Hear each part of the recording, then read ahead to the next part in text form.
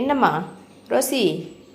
என்ன குட்டி தான் இறந்துட்டு, நீ தான் குட்டி மேலே படுத்துருப்ப போல, நான் என்ன செய்ய முடியும்? குட்டி இறந்துட்டுடி செல்லம்.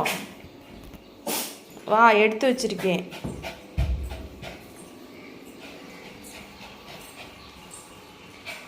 குட்டி நீ தான் பத்திரமா பார்க்கணும்.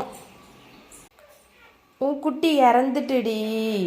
குட்டியை பத்திரமா நீ தானே பார்க்கணும். இருங்க, நான் இங்கே எடுத்து வச்சுருக்கேன். குட்டி நாங்கள் எடுத்து வச்சுருக்கேன். குட்டி இறந்துட்டுடி. பாரு, வேண்டாம், எடுக்க வேண்டாம்.